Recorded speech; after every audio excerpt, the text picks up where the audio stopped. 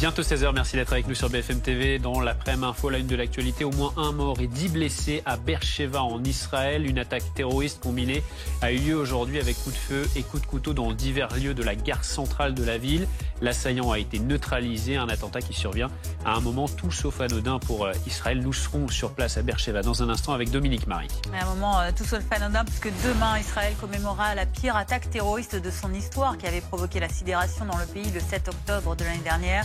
De nombreuses cérémonies sont donc prévues demain et également dès aujourd'hui en Israël où nous retrouverons tout à l'heure Elise Phillips sur place, mais également des cérémonies en France. Nous retrouverons tout à l'heure Boris Karlamos à Paris où déjà des milliers de personnes se sont rassemblées, notamment des personnalités ou encore des familles d'otages. Le Sud-Liban est lui en état d'alerte, inquiétude de la population alors que les frappes israéliennes se poursuivent. Le Premier ministre libanais appelle à faire pression sur Israël pour un cessez-le-feu et la rentrée scolaire est reportée au Liban au 4 novembre, alors que l'armée israélienne annonce des tirs de roquettes depuis la bande de Gaza. Et cet après-midi, le Rassemblement national est en meeting à Nice avec son nouveau slogan « Jusqu'à la victoire » qui lance son concept de campagne permanente.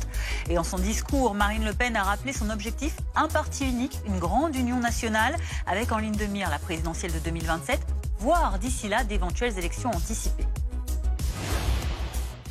À la une de l'actualité donc de ce dimanche, une attaque terroriste a eu lieu en Israël à la veille de la journée de commémoration du 7 octobre. Ça s'est passé à Beersheva, c'est près de Sderot. Dominique Marie, on vous retrouve, vous êtes sur place.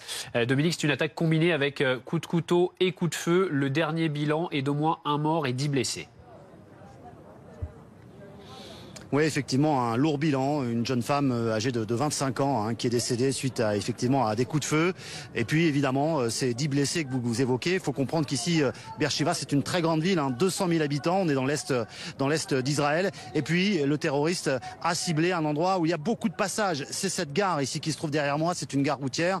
Il y a beaucoup de bus pour circuler ici en Israël. Et d'ailleurs, encore beaucoup de gens, vous voyez, qui attendent de savoir s'ils vont pouvoir prendre un train ou un bus. Et puis, un peu plus loin derrière, vous avez la gare centrale. Donc, un lieu de passage important. Sur les circonstances, on a ce terroriste en début d'après-midi qui est arrivé en sortant d'un restaurant McDonald's un peu plus loin et donc qui était équipé d'une arme de poing, nous dit-on, et également de couteaux. Beaucoup de passages ici, c'est un problème évidemment et c'est pour ça que les terroristes ciblent ces lieux de passage. Et en même temps, ces lieux de passage, il y a beaucoup de militaires. Regardez, ce sont tous ces hommes en kaki que vous apercevez derrière moi et ces femmes aussi, nombreuses, qui ont réagi très vite. On discutait avec l'un d'entre eux tout à l'heure qui est franco-israélien et qui m'expliquait qu'il fumait une cigarette à l'extérieur de la gare routière et que très vite, dès qu'il a entendu les coups de feu, il a chargé son arme. Il est rentré à l'intérieur et en fait, au bout de quelques secondes, en fait, les militaires ont neutralisé cet homme. Concernant le terroriste, on en sait un peu plus aussi sur son profil. C'est un arabe israélien, un bédouin pour être plus précis, qui est d'ailleurs connu des services de police puisque, figurez-vous que son cousin avait perpétré un attentat ici, il avait tué un militaire il y a quelques années de cela en arrière. La crainte vraiment d'attentats terroristes, au-delà des attaques de missiles de l'Iran, ces attaques du quotidien, si je puis dire, ici en Israël, c'est vraiment ce qui inquiète la population, surtout bien sûr à l'approche des commémorations du 7 octobre prochain. Oui, justement, Dominique, vous évoquez cette date, triste anniversaire de ces attaques en Israël. Quel est le dispositif que vous avez pu peut-être observer auprès de vous? Est-ce qu'il y a eu, malgré cette attaque, des renforcements des forces de l'ordre? En Israël, vous le savez, il y a des forces de l'ordre qui sont présentes partout. Et puis il y a les militaires. Les militaires, ils sont partout sur le territoire parce que c'est un pays en guerre. On est aussi, si je puis avoir une échelle de correspondance avec ce qu'on a en France, voilà, on est au risque d'attentats maximum ici en Israël. Surtout à l'approche, évidemment, de ces commémorations de demain. Regardez les attentats. Il y a eu celui-ci aujourd'hui. Il y en a eu un autre il y a 4 jours. Ça fait 8 morts d'attaques terroristes sur le sol israélien qui ont été perpétrées par des gens d'origine arabe. Et ce bédouin dont je vous parlais tout à l'heure. Donc effectivement, les autorités sont très inquiètes effectivement de ce risque d'attentat terroriste sur le territoire même, à tel point qu'il est question d'annuler une partie des célébrations qui pourraient réunir beaucoup de monde. Vous savez qu'à Tel Aviv, demain est prévu un très grand concert de soutien aux familles. On attendait 60 000 personnes. Les gens s'étaient pressés. Les tickets s'étaient achetés en seulement quelques minutes. Ce concert, demain, a priori, devrait être uniquement réservé aux familles et sera retransmis à la télévision. Merci beaucoup. Dominique Marie, en direct de Beersheva en Israël pour BFM TV avec David Kouloum, général pélistrandiste. C'est important ce que dit Dominique Marie à l'instant. Une partie des manifestations, des commémorations de demain pourrait être annulée parce qu'évidemment, Israël est en état d'alerte et cet attentat du jour, évidemment, eh bien, c'était la crainte. C'était la crainte, d'autant que ce genre d'attaque est très difficile à anticiper. Oui, donc deuxième attentat en l'espace de moins d'une semaine. Comme Dominique le rappelait, il y a eu l'attentat dans le tramway de Tel Aviv avec de nombreux morts. Là encore, il n'y a eu qu'une personne décédée, mais de nombreux blessés. À chaque fois, les assaillants ont été éliminés, mais il n'en demeure pas moins que le risque est au plus haut. Et donc, demain, avec les rassemblements qui sont légitimes au regard de ce qu'a été les attaques terroristes du 7 octobre, bien oui, il y a un risque bien que de nouveaux terroristes, en quelque sorte, en profitent pour assaillir ceux qui participeraient à ces manifestations de deuil. Donc une situation sécuritaire très compliquée et qui, effectivement, se traduit par un renforcement de la sécurité et peut-être la limitation de certaines manifestations donc, demain pour se commémorer le 7 octobre. On va prendre la direction de Jérusalem à présent pour retrouver Élise Phillips justement pour aborder cette question de ces commémorations, de ces cérémonies qui vont avoir lieu demain dans le pays. Donc pour se rappeler, se souvenir de cette journée historiquement dramatique pour Israël l'année dernière avec ces attaques du Hamas, des commémorations, des cérémonies sous haute sécurité, on le disait, et dès aujourd'hui déjà dans le pays. Oui, tout à fait. En fait, cette commémoration, ces commémorations commencent dès cette fin d'après-midi puisqu'il va y avoir plusieurs rassemblements. Il va y avoir par exemple ce soir une cérémonie organisée sur la place des otages à Tel Aviv. Vous savez, cette place si emblématique où depuis un an, les familles des otages se réunissent quasiment quotidiennement. Ce soir, on attend une foule très compacte puisque d'anciens otages du Hamas seront présents pour raconter leur vécu, leur traumatisme. Il y aura aussi un peu plus loin dans la ville un rassemblement organisé sur le port de Tel Aviv avec cette fois-ci les familles des victimes du Festival Nova qui sont conviées pour encore une fois une soirée d'hommage. Il faut savoir que le site du Festival Nova a été le site le plus meurtri par ces attaques du 7 octobre et nous étions sur place il y a quelques jours avec Marjorie Marciac sur ce lieu de mémoire à ciel ouvert, ce site du festival qui est désormais figé à la date du 7 octobre 2023. On peut y voir les photos de toutes les victimes de ces attaques du festival. On peut y voir aussi des bougies, des fleurs et des familles, des survivants, des Israéliens aussi venus de tout le pays qui viennent quasiment tous les jours pour se recueillir, pour se rendre compte de ce qu'il s'est passé il y a presque un an maintenant. Et regardez justement ce reportage que nous avons fait avec Marjorie Marciac et Clément Grodenier sur ce site donc du Festival Nova. David et Agit reviennent sur ce lieu très souvent, dès qu'ils en ressentent le besoin. Je veux juste être proche de mon fils. Lui parler, le ressentir et penser à lui. Il y a un an, leur fils de 23 ans participait ici au Festival Nova. Malgré l'arrivée des terroristes, il avait refusé de fuir pour pouvoir s'occuper des blessés. Il a été tué quelques instants plus tard. Mon fils m'a appelé pendant l'attaque. Il a vu les terroristes dans leur voiture en train de tirer. Et j'ai moi-même entendu les tirs au téléphone. Ici, c'est l'endroit le plus important pour nous. C'est là qu'il a perdu la vie. Et c'est l'endroit où il aimait le plus être. Il aimait danser, les festivals. Il allait souvent en festival. Omer, lui, est un survivant de l'attaque. Avec 3 amis, il s'est caché pendant plusieurs heures entre des containers. Les terroristes venaient de là. On a compris qu'on nous tirait dessus, donc on a couru et on s'est caché dans la forêt. Un an plus tard, revenir sur ces lieux est toujours une épreuve. Tous les matins, je me réveille et j'ai l'impression d'être dans un cauchemar qui ne se termine pas. Nous avons vécu une expérience commune très forte et on espère que plus personne n'aura à revivre ça.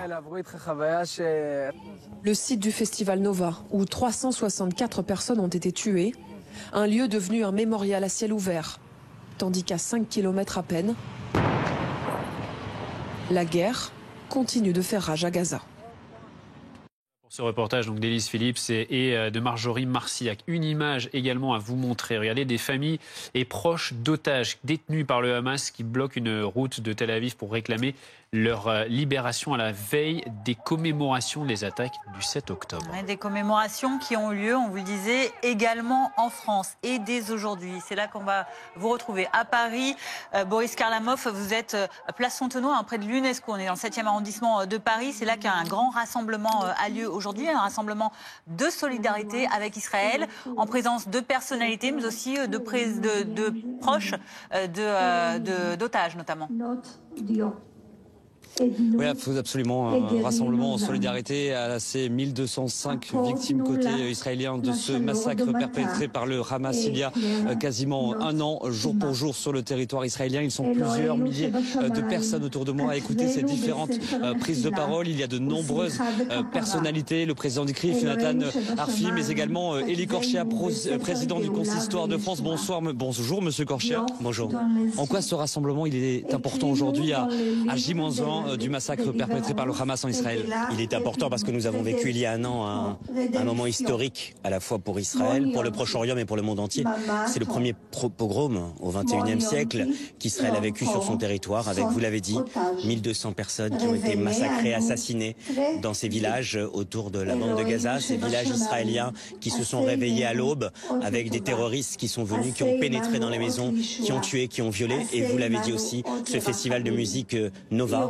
Nous avons eu des témoignages ici, ces 360 jeunes qui ont été décimés dans un festival de musique, ce qui est incommensurable évidemment comme douleur. Et c'est ce pogrom que nous commémorons aujourd'hui, ce dimanche après-midi, avec beaucoup de monde sur cette place devant l'UNESCO, pour célébrer, à la fois commémorer la mémoire de ceux qui sont morts et aussi comme un soutien aux 101 otages qui restent encore dans les geôles du Hamas, puisque sur les 250 otages qui ont été kidnappés ce jour-là, 100 restent encore otages, des bébés, des adultes, des femmes, des hommes. Donc c'est pour eux aussi que nous sommes là réunis aujourd'hui. Justement, vous parlez de ce festival Nova. En début de cérémonie, on a pu voir sur les écrans géants quelques extraits des images du massacre perpétré sur ce festival de musique. À l'heure où l'on se parle, il y a la maman de Yonatan Samerano, le fils qui a été tué, pris en otage alors qu'il se trouvait dans ce festival. Une prise de parole assez émouvante de sa mère qui est aujourd'hui à Paris, puisque vous le savez, Emmanuel Macron va rencontrer des familles d'otages demain.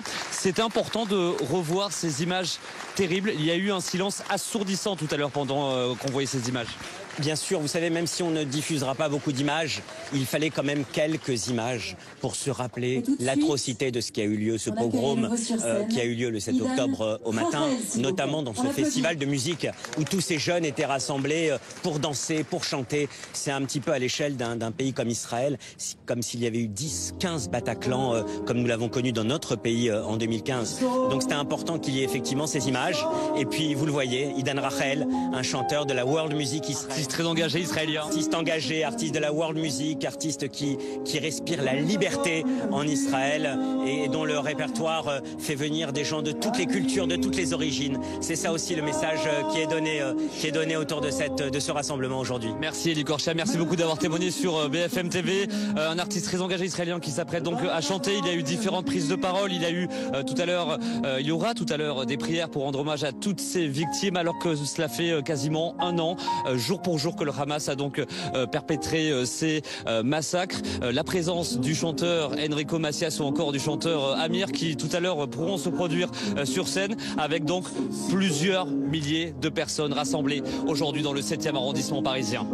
Merci beaucoup Boris Karlamov, donc à Paris pour ce rassemblement cet après-midi. On précise qu'il y a aussi à Marseille, il y aura un rassemblement à 18h30 par le consistoire israélite de Marseille. Par ailleurs, les frappes israéliennes, elles continuent sur le Liban, notamment sur la banlieue sud de Beyrouth. Face à cette tension, le Liban qui a décidé de repousser la rentrée scolaire au 4 novembre, selon le ministre de l'Éducation, Naoufel El-Kawafi. Vous êtes à Beyrouth pour BFM TV. Naoufel, le Liban appelle à faire pression sur Israël pour obtenir un cessez-le-feu, alors que les bombardements se poursuivent avec une situation qui est très compliquée pour les habitants. Ouais, des bombardements qui se poursuivent notamment en ce moment même dans le sud du pays. Un peu plus tôt dans la journée, l'armée israélienne avait demandé à la population d'une vingtaine de villages situés dans le sud Liban d'évacuer le plus rapidement possible leurs habitations avant des frappes israéliennes qui visent en ce moment même des sites du Hezbollah. Une offensive israélienne qui se poursuit pas seulement dans le sud du pays mais également dans la banlieue sud de Beyrouth. Vous le disiez particulièrement hier soir avec une nuit qualifiée d'horreur, d'effroi de la part des habitants.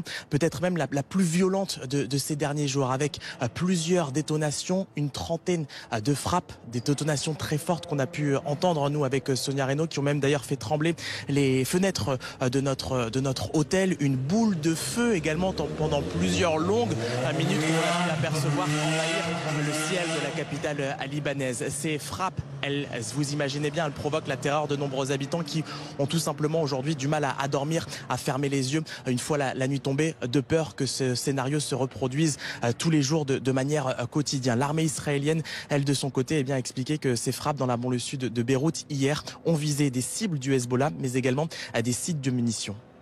Merci beaucoup Naoufel El Kawafi en direct donc du Liban avec Sonia Reynaud pour BFM TV. Les frappes qui se poursuivent également sur un autre front à Gaza.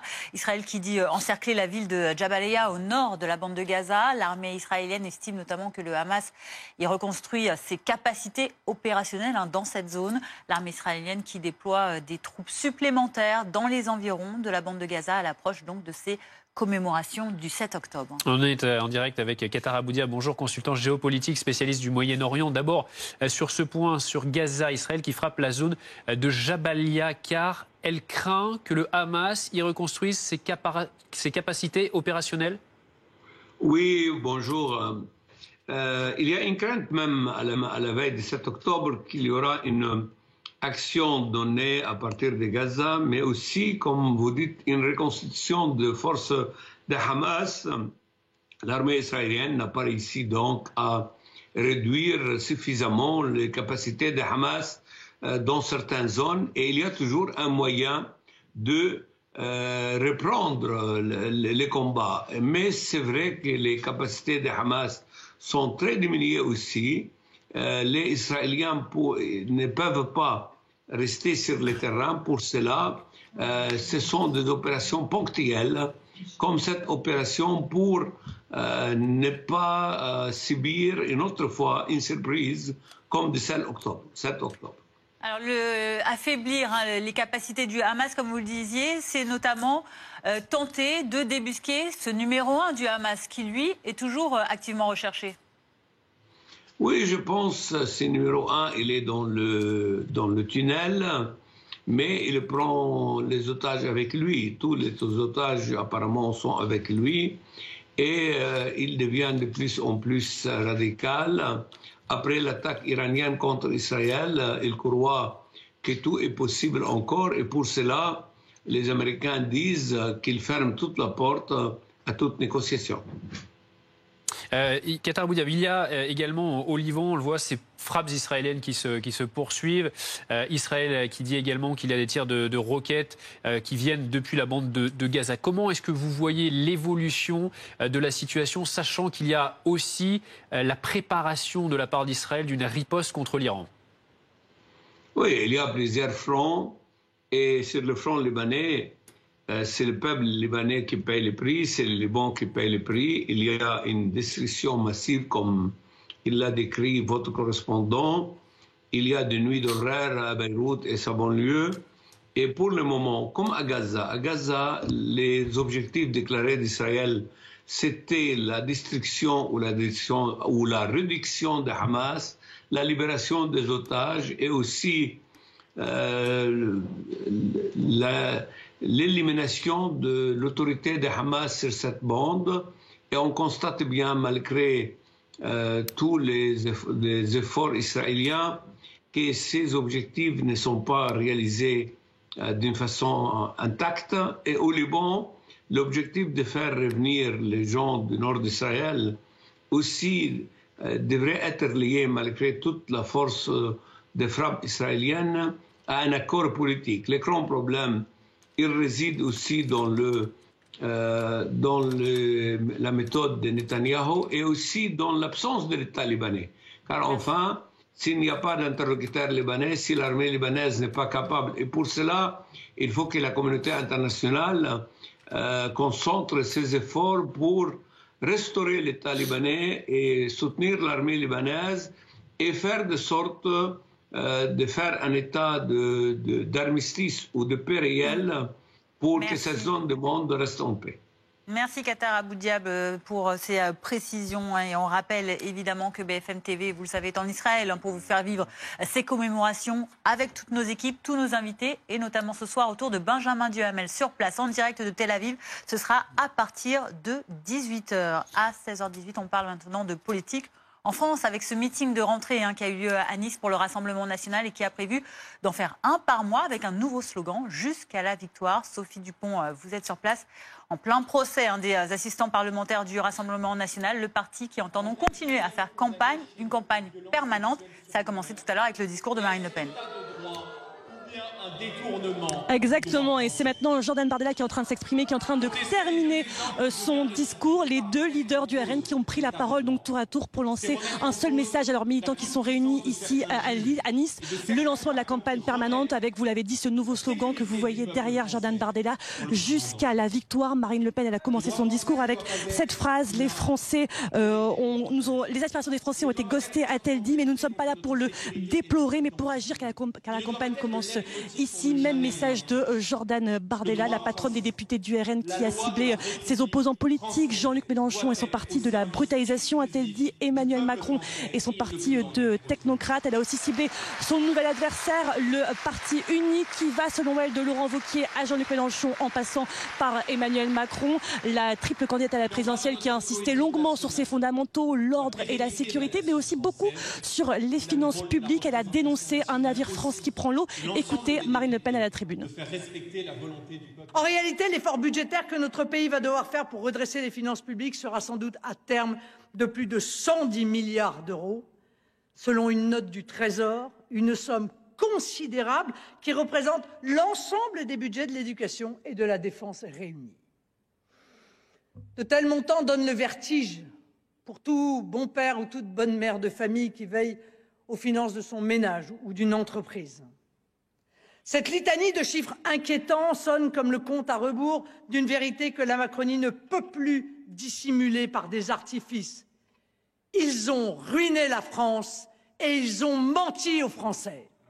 Même discours du président du RN, Jordan Bardella, qui a insisté après elle sur les mêmes points, peu ou prou. Les deux leaders du RN qui, en revanche, n'ont pas eu un seul mot sur le procès qui s'est ouvert lundi, dans lequel Marine Le Pen est poursuivie pour détournement de fonds publics et en cours une peine d'inéligibilité. Ce meeting, c'était un contre-feu complètement assumé, me confiait un cadre du parti. L'objectif, c'est de ne pas subir la séquence du procès.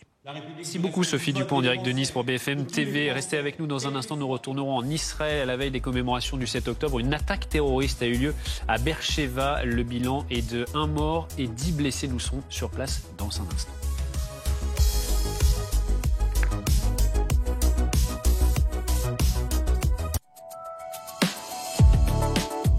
Le saviez-vous ? L'innovation automobile s'accélère avec des motorisations toujours plus propres. En France, 22% des véhicules achetés sont électriques ou hybrides rechargeables. Le Mondial de l'Auto 2024 présente des solutions permettant de mieux respecter l'environnement. BFM TV, partenaire du Mondial de l'Auto à Paris.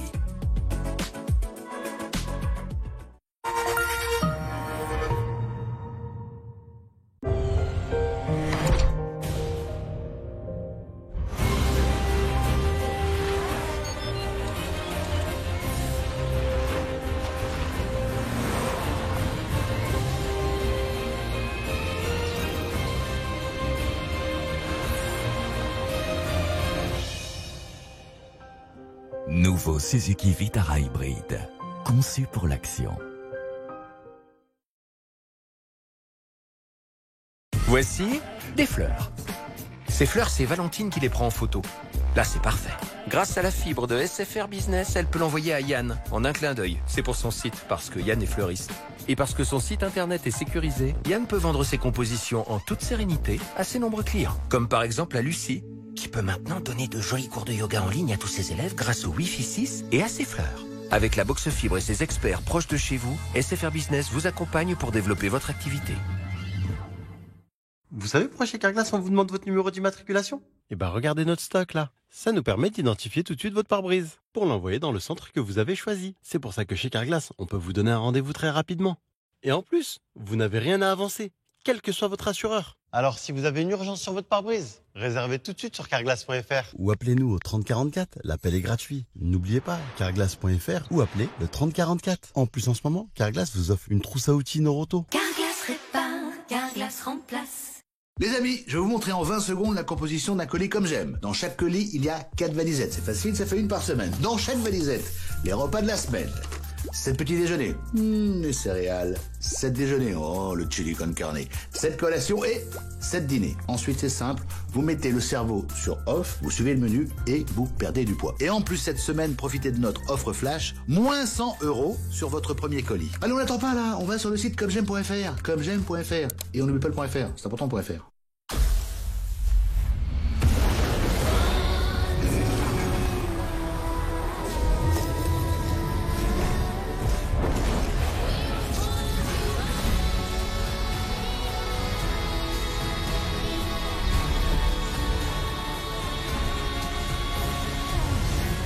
Réveillez votre instinct avec la gamme Peugeot 100% électrique à partir de 120 € par mois. Jusqu'à 700 km d'autonomie et 8 ans de garantie à l'Urker. Au fait, ta pompe à chaleur, t'as mis combien de temps pour pouvoir te la payer? Bah, je sais pas, quelques minutes. Attends, en quelques minutes, tu mets 10 000 € de côté, toi? Tu fais comment? Bah, en fait, c'est un prêt. On t'a prêté une pompe à chaleur? Mais qui prête une pompe à chaleur? Mais non, on m'a prêté de l'argent. Le mec de la pompe à chaleur t'a prêté de l'argent? C'est pas un type, c'est Sofinco. En ce moment, bénéficiez d'un prêt de 15 000 à 25 000 €, au taux exceptionnel de 4,9%. Sofinco, vous donnez de l'avance.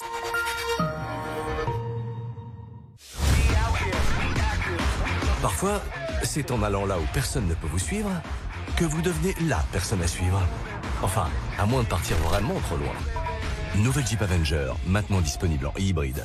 Jeep Avenger, 100% électrique, hybride et essence, à partir de 199 € par mois.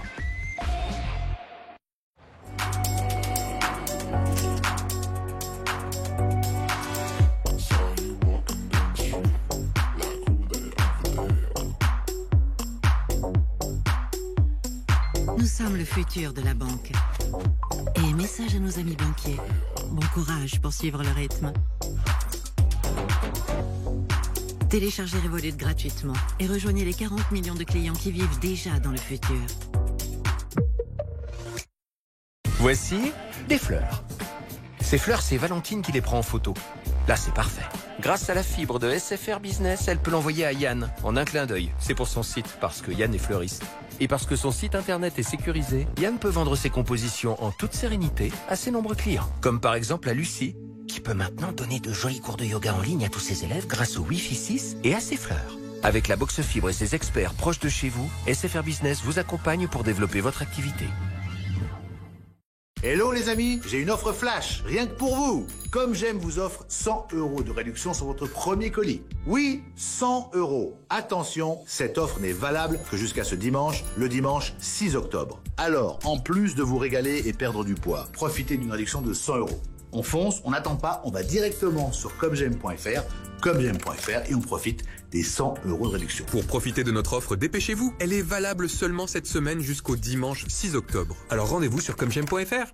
Oui, Vistaprint imprime des cartes de visite. Mais on imprime aussi ça, et ça, et bien plus pour devenir la marque préférée de vos clients et en faire vos plus grands fans.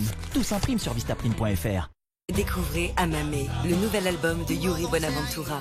Yuri Buenaventura en concert à Paris, salle Playel, le 8 avril 2025 et en tournée dans toute la France en 2025. Comment faire pour protéger mon exploitation face aux risques climatiques? Elles font leurs réserves pour l'hiver. Et moi, est-ce que j'ai tout prévu pour ma retraite? Je fais quoi s'il arrive quelque chose à mon entreprise? Mon épargne, est-ce qu'elle travaille aussi pour les générations futures? Pour assurer l'avenir, autant faire appel à ceux dont c'est le métier. Abeille Assurance, donnez des ailes à votre avenir. Ouais, pour le budget, on est à peu près là. On a dit. Alors, là. Ah, et puis des placards qui s'ouvrent comme ça. Ou bien comme ça. Et on la pose nous-mêmes. Ou pas. D'accord. Plan de vie, fabrication, pose de votre cuisine. Avec SoCook, tout est clair, même si vous ne l'êtes pas toujours.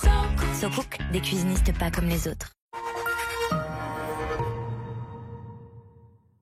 La météo avec Carrelage et Bain. Conseils, accompagnement, simulation 3D. Carrelage et Bain donne vie à tous vos projets. La météo avec Lorénov, fabricant français de menuiseries qui vont vous faire aimer votre maison. Lorénov, s'ouvrir au monde. Entrepreneurs, soyez au top devant la météo avec Groupe Verlaine. Le meilleur de la rénovation énergétique à vos côtés pour développer votre franchise. Groupeverlaine.com. La météo avec Adagio. Adagio, numéro 1 des appart-hôtels en Europe.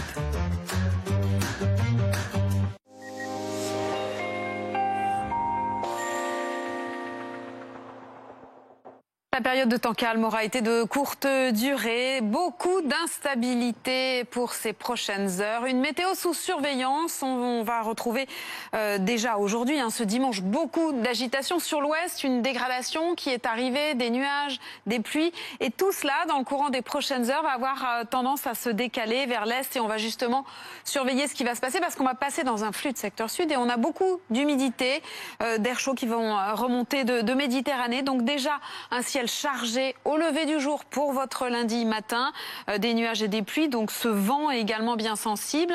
On retrouve partout ailleurs beaucoup de nuages, le plus souvent, toujours dans ce flux de secteur sud, des rafales qui pourront remonter jusque sur le Lyonnais. Et dans l'après-midi, on va surveiller alors cet épisode Cévenol qui va se mettre en place dans le courant de la fin d'après-midi, soirée. On attend de bons cumuls de pluie jusqu'à 100 mm localement. On attend aussi beaucoup de vent, regardez, sur les crêtes pyrénéennes, jusqu'à 100 km/h.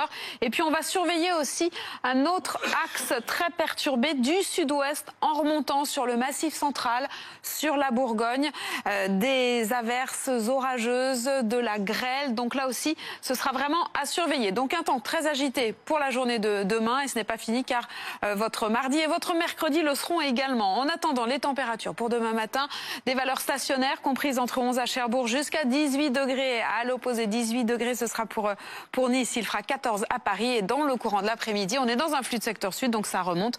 On attend quand même 26 en Corse. C'était la météo avec Carrelage et Bain. Conseils, accompagnement, simulation 3D.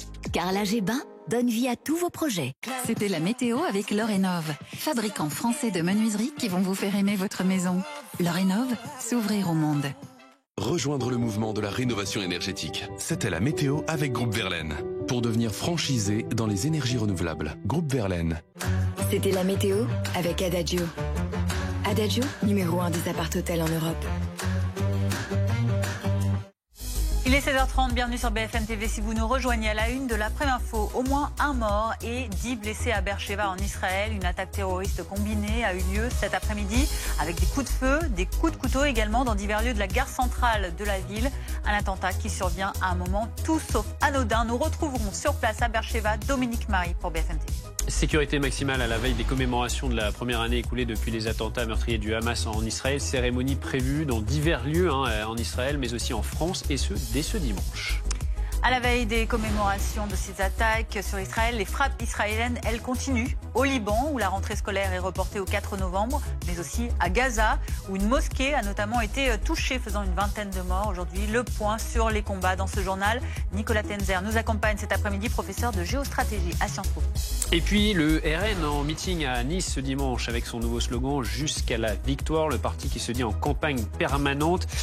Pour Marine Le Pen, il y aura des élections dans moins d'un an. Elle estime par ailleurs qu'Emmanuel Macron et son camp ont, je cite, ruiné la France. Nous serons sur place à Nice dans ce journal. Mais tout d'abord, cette information principale de l'après-midi, c'est cette attaque terroriste combinée qui a eu lieu dans l'après-midi à Beersheba en Israël. C'est là qu'on vous retrouve Dominique Marie. Vous êtes notre envoyé spécial sur place. Autour de vous, la population qui a assisté à cette attaque, à la fois des coups de couteau, à la fois des coups de feu qui ont retenti avec un bilan provisoire déjà assez lourd et qui alourdit encore ce qui s'est passé notamment mardi à Tel Aviv également. Oui, effectivement, un bilan lourd puisqu'une jeune femme est morte, une jeune femme âgée d'une vingtaine d'années, et puis également des blessés nombreux, près d'une dizaine de blessés ici à Beersheva. Ici, c'est la gare centrale de bus, la gare routière. Il y a beaucoup de monde, beaucoup de passages. Cette gare centrale qui est doublée d'ailleurs d'un centre commercial. Et puis derrière, il y a également la gare centrale, ce qui explique aussi pourquoi le terroriste s'est sans doute pris à cette cible où il y a énormément de passages. Pour en revenir aux faits, là il y a beaucoup de tensions d'ailleurs derrière nous parce que on a appris que il y avait un jeune enfant arabe qui avait été pris à partie par quelqu'un. Il y a un jeune homme, là, un colon visiblement, qui a été interpellé et calmé par la police israélienne. Voilà, il y a beaucoup de tensions. Et j'en reviens aux faits qui sont passés un peu plus tôt dans l'après-midi, qui expliquent ces tensions. Parce que Beersheba, j'ai oublié de vous le dire, c'est important, c'est une ville mixte en fait. Il y a à peu près autant de juifs ou de personnes juives ici que de musulmans. Et d'ailleurs, l'assaillant est un homme d'origine bédouine. Et il a été assez rapidement neutralisé. Cet homme qui a surgi dans l'après-midi, aux environs de 14-15 heures, et qui est donc qui s'est dirigé vers cette gare centrale et qui a tiré sur plusieurs personnes. Il aurait fait également usage de couteaux, ce qui explique effectivement ce bilan qui est assez lourd ici. Au fond, ces attentats, j'allais dire, du quotidien en Israël, on est habitué, c'est presque ce qui inquiète le plus les autorités parce qu'ils sont très difficiles de s'en prémunir. Ils peuvent arriver à n'importe quel moment. Ils sont au final presque plus inquiétants aux yeux des autorités que les tirs de roquettes pour lesquels on reçoit une alerte et desquels on peut se protéger, et même des tirs de missiles iraniens. Merci beaucoup Dominique Marie, en direct donc de Beersheva en Israël avec David Kouloum, avec nous en plateau Nicolas Tenzer. Bonjour. Bonjour. Professeur de géostratégie à Sciences Po. Malgré le dispositif de sécurité extrêmement important en Israël, à la veille donc de ces commémorations du 7 octobre, il y a eu ce que craignaient bien sûr les services de sécurité israéliens, une attaque terroriste qui est difficile à anticiper ce genre d'attaque. Bien sûr, et effectivement, il y a de très nombreuses attaques terroristes en Israël. Je dirais, il y en avait bien avant d'ailleurs le 7 octobre 2023. Il y en a régulièrement, ce sont des attaques au couteau, le plus souvent, parfois effectivement à l'arme à feu, mais c'est plus rare, mais des attaques régulières qui visent de manière le plus souvent aussi anonymement des personnes. Qui sont des personnes juives, qui peuvent être des personnes arabes, qui peuvent être n'importe qui peuvent être des femmes, des enfants, des hommes. Le but, c'est aussi terroriser la population. Voilà, c'est terroriser la population, montrer effectivement de la part de ces terroristes que il y a toujours un moyen et qu'il y a une sorte de revanche possible contre Israël. Donc c'est complètement anonyme, c'est complètement aveugle, c'est de la pure haine, c'est de la provocation, mais c'est la définition effectivement d'une partie du terrorisme. Il y a du terrorisme qui est du terrorisme ciblé, on en connaît un certain nombre, on a des exemples en Europe bien sûr, on vise telle ou telle personnalité parce que c'est une personnalité qui est sensible pour telle ou telle raison, et parfois ce sont des actes terroristes aveugles, comme on en a eu malheureusement en France, vous le savez, avec le Bataclan. Le Bataclan c'est un bon exemple, à la différence de Charlie Hebdo, d'une certaine manière on était un terrorisme ciblé pour d'autres types de raisons. Un terrorisme anonyme, mais qui intervient peut-être aussi à une période où on pouvait s'attendre à peut-être une multiplication de ce type d'actions. On est à la veille, on le rappelle, de ces commémorations. Bien sûr, c'est-à-dire que c'est à la fois effectivement relativement banal et courant, et évidemment, à ce moment-ci, c'est particulièrement, disons que ça a un impact particulièrement fort, parce que c'est juste un an après le pogrom commis effectivement par le Hamas contre la population israélienne le 7 octobre 2023. C'est la première commémoration. C'est aussi un moment où Israël va beaucoup plus loin dans sa contre-offensive, c'est-à-dire que ce n'est plus uniquement le Hamas lui-même qui est visé dans la bande de Gaza, c'est le Hezbollah directement, qui est un ennemi beaucoup plus fort, beaucoup plus redoutable, dans un autre pays qu'Israël, puisque là on n'est plus dans la bande de Gaza, on est effectivement sur le territoire libanais. Mes fameux proxys. Mais effectivement, quand on va, moi je me rappelle être allé, je dirais, à la frontière nord d'Israël, sur un observatoire, sur un mont, on voit de ses propres yeux les batteries, effectivement, du Hezbollah qui sont au sud du Liban. On va y aller dans un instant au sud du Liban. Les commémorations, on le disait, donc elles ont déjà débuté en Israël, notamment à Tel Aviv. On verra si elles peuvent toutes avoir lieu, bien évidemment, pour des questions de sécurité. L'un des lieux de mémoire, il se trouve à Reim. C'est dans ce qui est finalement devenu un cimetière de voitures laissées à l'abandon depuis l'assaut du Hamas l'an dernier au Festival Nova. On y retrouve sur place Clémence Dibou. C'est un des lieux symboliques désormais du 7 octobre. Près de 1200 véhicules, carcasses de véhicules entassés ici. Des véhicules qui ont été brûlés ou accidentés le jour du 7 octobre aux abords du Festival Nova. Et chaque voiture a une histoire. Il y a désormais des QR codes pour pouvoir connaître les histoires de ces voitures. Par exemple, ici, celle-ci, eh bien, c'est la voiture d'un des héros du Festival Nova. Ce jeune homme, Benjamin, il est arrivé au festival aux alentours de 6 heures du matin. Il a vu les premiers tirs et il a essayé d'extirper plusieurs amis. Une fois en sécurité, il est revenu, il a fait plusieurs trajets pour pouvoir essayer de sauver le plus de personnes possible. Mais malheureusement, il s'est fait tuer au 3e trajet en essayant d'aller sauver des personnes. C'est ce qu'on peut voir quand on vient ici sur ce lieu, un lieu évidemment très lourd, chargé d'histoire. Ces voitures, toutes ici, elles ont été entreposées un peu à la va-vite au lendemain du 7 octobre parce qu'il fallait bien les mettre quelque part, ces voitures. Mais désormais, le gouvernement réfléchit à faire un lieu pérenne ici, un musée pour la mémoire du 7 octobre. Et des commémorations également en France, à Paris notamment, où se tient un rassemblement intitulé « Je suis debout » en soutien avec Israël, à l'initiative d'organismes communautaires, mais aussi d'institutions sionistes ou de collectifs de citoyens. Boris Karlamov, vous êtes sur place pour BFM TV. Il y a des artistes, des journalistes, mais aussi des familles d'otages qui sont présents pour ce moment de solidarité. On a entendu tout à l'heure, quand vous y étiez déjà, des prises de parole, des chants également. Quel est le programme encore cet après-midi ? Son parolier, c'est Fabrice Haddad. Oui, ce rassemblement, il est toujours en cours. Vous pouvez l'entendre juste derrière moi. Plusieurs milliers de personnes sont donc rassemblées cet après-midi, juste à proximité du bâtiment de l'UNESCO, pour rendre donc hommage aux 1250 victimes côté israélienne de ces massacres perpétrés par le Hamas il y a quasiment un an, jour pour jour, en Israël, avec différentes prises de parole, différentes personnalités du monde politique, du monde de la culture ou encore du monde des médias. Tout à l'heure, il y a le chanteur Amir qui s'est produit sur scène. Il y a énormément de monde derrière moi, des personnes qui ont toutes les confessions religieuses et qui ont pour certaines beaucoup de différentes nationalités. On va justement aller voir Stéphane. Bonjour Stéphane.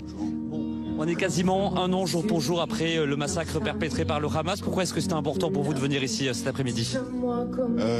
C'était super important parce qu'en fait, pour beaucoup d'entre nous ici, on est là encore le 7 octobre 2023. Et dans la tradition juive, il est important de se souvenir. Et aujourd'hui, c'est important de se souvenir des otages. C'est important de prier pour eux, pour leur libération. C'est important de se souvenir de tous ceux qui sont morts, de ceux qui ont été assassinés par les terroristes du Hamas, ceux qui ont été éventrés, les femmes, les enfants, les bébés, et que le monde n'oublie pas, que le monde soit là, que le monde pense à eux, parce que sans ça, en fait, les terroristes auront gagné. Et ça, on ne le veut pas. On est debout, on est là, et on est en soutien d'Israël qui se bat pour sa survie. Et un message important, comme ça a été dit tout à l'heure, les appels au cessez-le-feu, c'est très bien. Mais ce qu'il faut dire, c'est que le 6 octobre, il y avait un cessez-le-feu qui durait depuis des années. Et que ceux qui ont cassé le cessez-le-feu, c'est pas les Israéliens. C'est le Hamas, c'est les terroristes, c'est le Hezbollah, c'est l'Iran. Et quand nos hommes politiques, de quelque bord que ce soit, jusqu'au plus haut sommet de l'État, appellent à un cessez-le-feu, qu'ils réfléchissent à la portée de leurs actes, à la veille de ce jour atroce, et qu'ils comprennent qu'en faisant ça, ils soutiennent le Hezbollah, ils soutiennent le Hamas et ils soutiennent tous les terroristes du monde. C'est une cérémonie très émouvante. On a vu en début de cérémonie quelques extraits des vidéos tournées lors du massacre sur le festival Nova. Il y a eu un silence assourdissant parmi la foule. Qu'est-ce que ça vous a fait de revoir ces images qui sont terribles aujourd'hui ? En fait, c'est terrible et c'est quelque chose qui nous a tous hantés. Parce que ces images-là, pour beaucoup d'entre nous, on les a vues le 7, le 8, le 9 octobre. Et elles sont encore dans nos rétines, elles sont encore dans nos âmes. Et les revoir, c'est se replonger dans l'horreur qu'a vécu Israël, dans l'horreur qu'ont vécu ces jeunes qui, pour beaucoup, dansaient. Et dansaient pourquoi ? Dansaient pour la paix. Merci beaucoup Stéphane, merci d'avoir témoigné sur BFM TV. Donc voilà, énormément de monde pour ce rassemblement qui est donc toujours en cours à la veille donc des célébrations de ce triste anniversaire des attaques du Hamas en Israël. Merci beaucoup Boris Karlamov avec Raphaël Parot. Et avant donc ces commémorations, il y a Tsahal qui poursuit ses frappes sur Gaza, sur le Liban. Dans la bande de Gaza, Jabalia a été frappée au nord et au centre, une mosquée identifiée par Israël comme repère du Hamas. Et au Liban, 5 frappes ont touché le sud de Beyrouth cette nuit. Et il y a quelques instants, à la frontière libanaise, le Premier ministre israélien Benjamin Netanyahou dit ceci aux soldats, je cite, « Ensemble, nous vaincrons ». Point de situation avec Malik Miktar, Domiti Berthaud et David Dunal. Sur ces images de l'armée israélienne, des colonnes de chars encerclent ce matin Jabalia dans le nord de la bande de Gaza.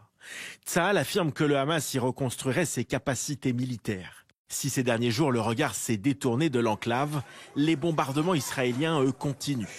À Deir el-Bala, cette nuit, au moins 19 personnes ont été tuées par une frappe sur une mosquée. Elle avait été transformée en abri pour les déplacer. Des bombardements israéliens à Beyrouth également. Dans le ciel de la capitale libanaise, les panaches de fumée qui s'élèvent ce matin et les nombreux bâtiments détruits témoignent de l'intensité des frappes. Cet immeuble a été entièrement pulvérisé. Si certains habitants ont préféré fuir pour survivre, d'autres font de leur présence un acte de résistance. Même si certains ont dû fuir pour protéger leurs enfants et les membres de leur famille, d'autres doivent rester dans la ville pour que l'ennemi ne s'aperçoive pas qu'elle est vide. Nous nous accrochons à notre terre, au sud et à notre pays. Même si les Israéliens détruisaient, bombardaient et faisaient tout ce qu'ils veulent à notre pays, nous ne plierons pas et nous serons victorieux. Sur ces images de l'armée israélienne, Tsahal affirme éliminer des combattants du Hezbollah, ou encore ce qu'elle dit être un dépôt de munitions dans le sud du Liban. À Gaza, ses troupes sont renforcées en ce moment même, à l'approche de l'anniversaire du 7 octobre. Nicolas Tenzer, ce point sur ces notamment tirs sur Gaza, sur le Liban de la part d'Israël. Et donc cette déclaration, on le disait à l'instant, du Premier ministre israélien à ses soldats, ensemble, nous vaincrons. On voit que là, à un an de ces terribles massacres du 7 octobre 2023, eh bien, la situation continue, la guerre reprend, s'amplifie, s'étend sur plusieurs fronts. Qu'est-ce qu'on peut imaginer là à l'avenir ? Mais c'est-à-dire que malheureusement, aujourd'hui, on ne voit pas de fin à cette guerre. On sait aussi que pour Netanyahou, il est très important tout simplement de se maintenir au pouvoir parce qu'il risque aussi évidemment de faire face à la justice tout simplement puisqu'il est inculpé dans un certain nombre d'affaires et que tant qu'il est au pouvoir, le juge ne passera pas.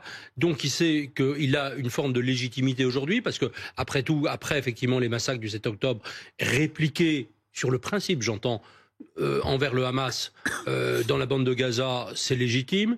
Répliquer contre le Hezbollah, notamment par des assassinats ciblés comme celui de Nasrallah, c'est légitime.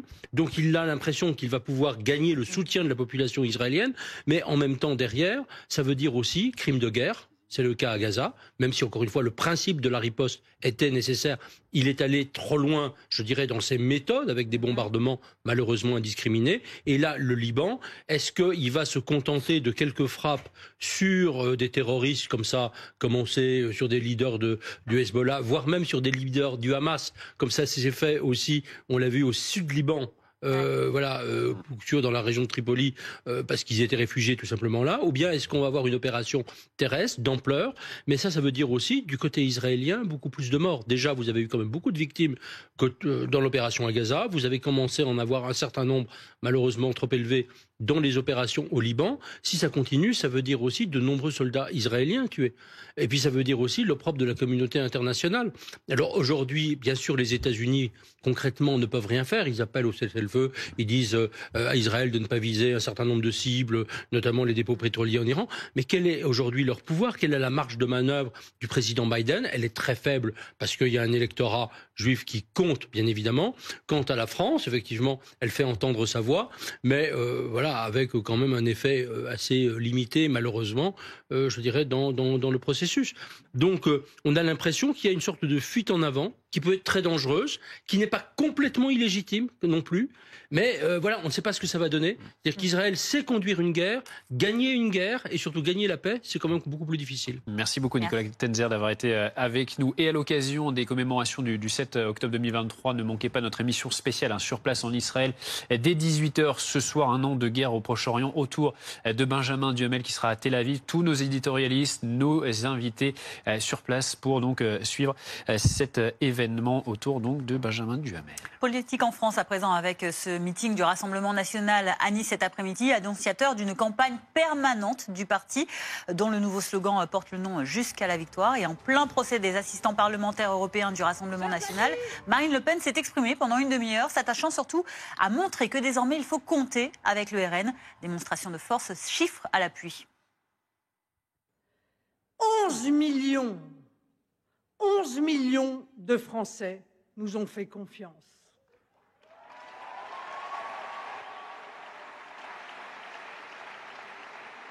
Bien sûr que c'est une étape décisive de cette victoire, que les résultats des législatives. C'est 3 fois plus qu'il y a seulement 2 ans. C'est absolument immense.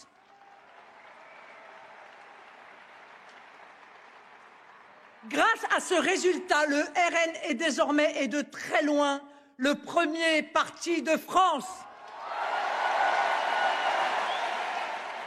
Le premier groupe de députés à l'Assemblée nationale. Avec nous en direct, Alexis Isard. Bonjour, ancien député Ensemble pour la République. Pour Marine Le Pen, la prochaine campagne a déjà commencé et elle estime bien qu'il y aura des élections, de nouvelles élections dans moins d'1 an. Quelle est votre réaction par rapport à son intervention du jour ? Qu'elle a le droit de le penser, mais en attendant, ça ne l'empêche pas de travailler et de faire des propositions qui soient constructives à l'Assemblée nationale. Aujourd'hui, on sait très bien que Marine Le Pen est un petit peu handicapée par ses affaires qui sont en cours. Donc, elle essaye en quelque sorte de faire diversion en proposant et en parlant de nouvelles élections. On est face à un moment politique extrêmement important. On va avoir un budget qui va être compliqué, dans le sens où des économies importantes sont à faire. Donc, on va attendre le Rassemblement national avec des propositions concrètes et pas nous parler encore de l'élection d'après. Je crois que les élections, c'est bien, mais une fois qu'on est élu, c'est pour agir. Donc, il faut agir et pas parler de l'élection suivante à chaque fois. De cet enjeu qui va arriver prochainement et elle-même, Marine Le Pen, dit attendre également des propositions de la part de votre camp. Qu'est-ce que vous lui répondez ? Elle attend des propositions. Écoutez, les propositions de budget vont arriver à l'Assemblée nationale. La commission des finances commence à travailler. Nous, on attend que leurs députés fassent des propositions concrètes, des économies concrètes, parce que vous l'avez vu lors des élections présidentielles de 2022, le programme de Marine Le Pen, le programme économique, en tout cas, c'était 100 milliards de dépenses en plus. Pour rappel et en comparaison, le programme d'Emmanuel Macron, c'était 50 milliards. Moi, j'étais député sur la précédente législature. Chaque proposition du Rassemblement national, c'était des dépenses en plus. Ce qu'on entend du Rassemblement national, c'est la niche du 31 octobre, c'est la suppression de la réforme des retraites. Donc, c'est toujours des dépenses en plus. Là, le Rassemblement national, il est un petit peu face à ses responsabilités. Il dit qu'il a un poids important dans la nouvelle Assemblée nationale, c'est vrai. Et donc, ça lui confère des responsabilités. Donc, c'est quand même un moment qui est important pour eux. On attend de voir comment est-ce qu'ils vont s'en sortir. Merci beaucoup Alexis Isard d'avoir été en direct sur BFM TV. C'est la fin de l'après-midi info dans un instant. BFM Story Weekend présenté par Ronald Guintrange. Merci beaucoup de nous avoir suivis. Très bonne fin de journée. Bonne fin d'après-midi, au revoir.